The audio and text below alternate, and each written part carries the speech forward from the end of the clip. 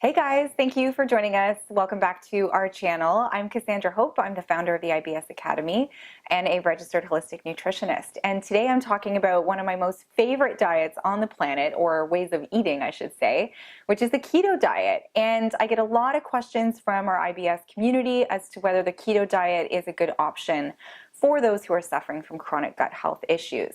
And my answer is, as it often is, it depends. So there are four main areas that I tend to like to look at with clients to decide whether the keto diet is good for them. The first one is gallbladder and liver health.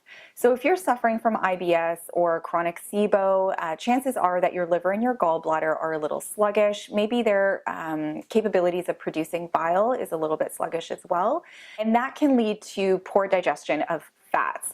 So when you're not digesting your fats properly, that can lead to bloating and gas, as well as constipation or loose stool. So there are a few ways that you can improve your gallbladder and liver health, and that is to clear infections. So that is something that you would be doing if you were working with us at the IBS Academy. You would be reducing the infection of SIBO in the gut and cleaning up the environment, which will help your digestive organs to function more properly and with ease.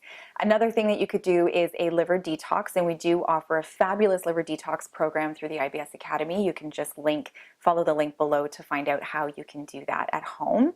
Another way is to take digestive enzymes. So you can either take an enzyme that has ox bile in it already, or something that I found a lot of success with is using hydrochloric acid supplements.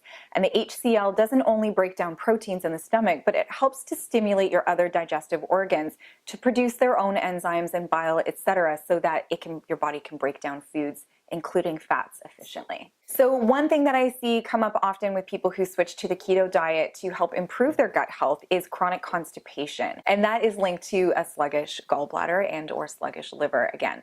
So one thing that I would recommend, it's not always easy to jump right into the diet and see amazing success right out of the gate. Sometimes it takes a little bit of trying different things and just figuring out a protocol that works for you. So if you're dealing with chronic constipation, what I like to do is take a magnesium citrate supplement at nighttime. You have to find your body's own dose, right? Everybody's body is different. It's based on your bowel's tolerance.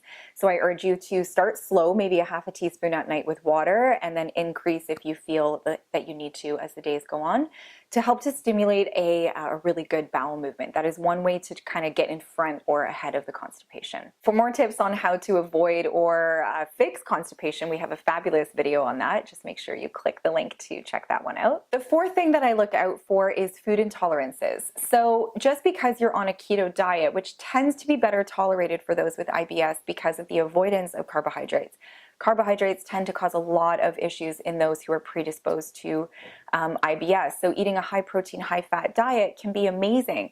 But if you have food intolerances that are linked to some of those high fat, high protein foods, that's a separate issue that needs to be dealt with. So a leaky gut protocol, or continuing to address your SIBO or any gut infections that you might have, is your first step before making a really concrete and long-term decision as to whether the keto diet is for you or not. And the last point that I look out for is eating disorders. So when you switch to a therapeutic diet, which the keto diet is a therapeutic diet, it can be very overwhelming. So list planning and grocery shopping and trying to find recipes that work for you can be very overwhelming. And if you have dealt with any eating disorders or binging in the past, it can sometimes trigger feelings of not having control, and it can kind of bring those things back up again. So it's really important that you take your time when you are starting a new therapeutic diet. Don't put too much pressure on yourself and think that you have to have it all figured out on day one. It took me many weeks, if not a few months, to find my flow with the keto diet.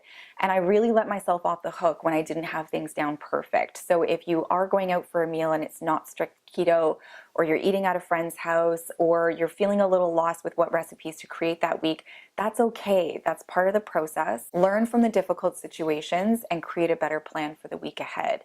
Also, tap into your resources that you know help you if you are struggling with any eating disorders or binging, whether it be a therapist or a family member or a dear friend, or just daily practices that bring you joy and make you feel calm and at peace.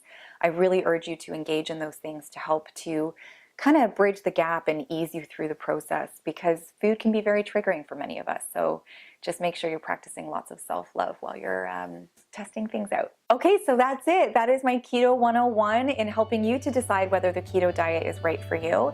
If you have any questions, by all means, reach out, info@theibsacademy.com. We would absolutely love to hear from you.